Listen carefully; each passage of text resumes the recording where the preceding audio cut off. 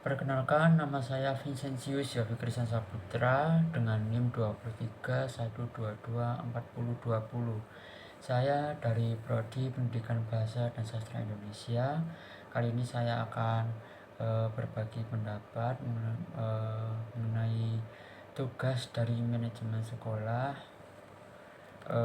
Untuk best practice saya mengambil di SMP, yaitu mengenai literasi pembelajaran di sekolahan dulu.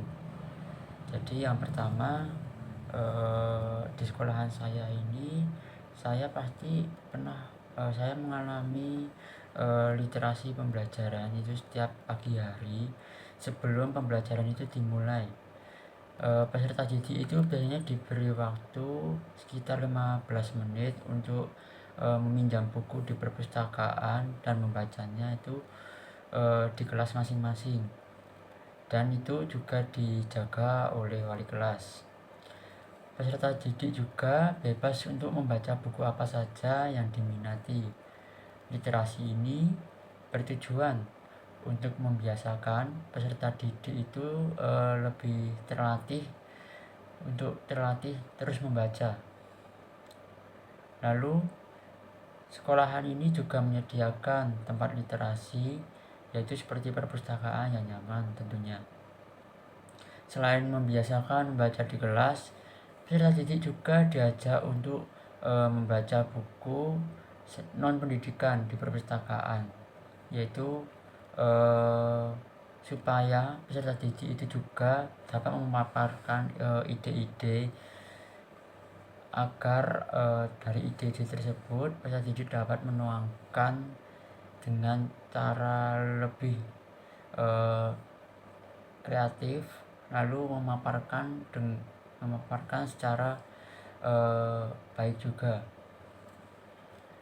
Saya ini untuk di SMP Bakti Mulia, tempat saya sekolah dulu,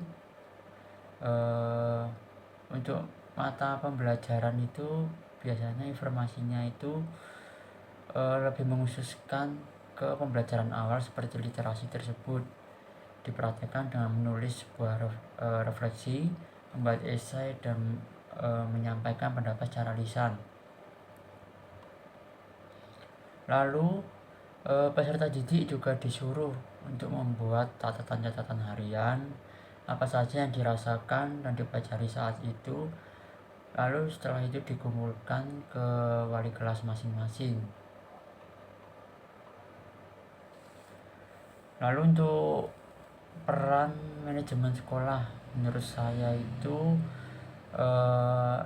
menentukan hal-hal pokok mengenai keberhasilan dari kegiatan yang sudah diterapkan, seperti kegiatan literasi, yaitu kepala sekolah juga serta aktif untuk mengajak dan mendorong guru-guru untuk terus berinovasi dengan mengadakan literasi ini, menjadikan sebuah ruang yang baik, membuka ruang yang inovatif untuk peserta didik untuk semakin mengembangkan minat baca dan menulis peserta didik juga.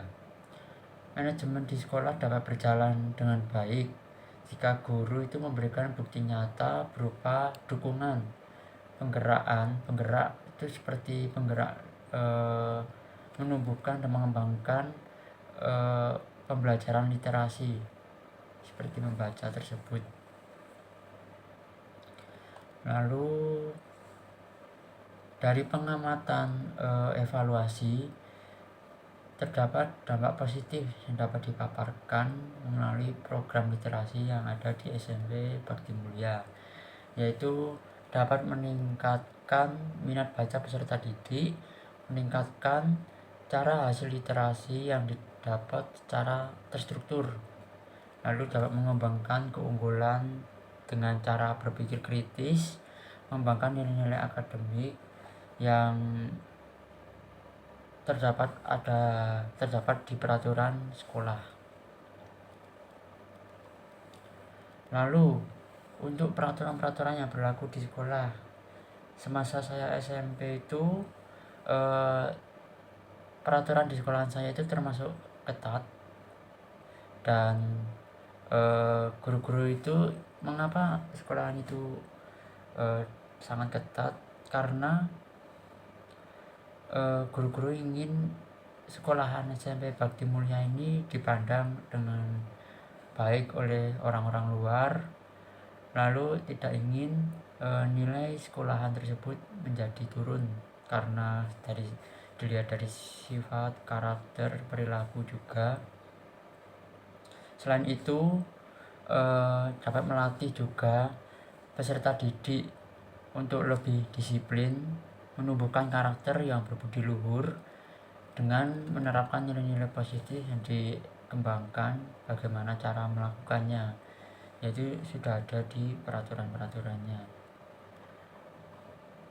Lalu untuk peraturan itu biasa dari sudah ada di peraturan-peraturan sekolah lainnya ya, seperti berangkat sekolah itu jam 7 pagi umumnya.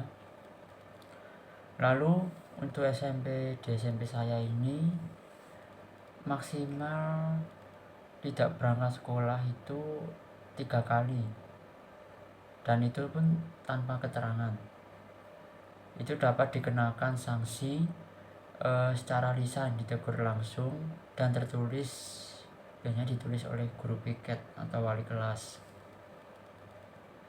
Jika terlambat sudah melebihi dari 3 kali, akan diberi sanksi yang lebih berat, yaitu orang tua akan diundang ke sekolahan dan akan dibimbing dan dibina untuk memberi masukan mengenai anaknya yang melakukan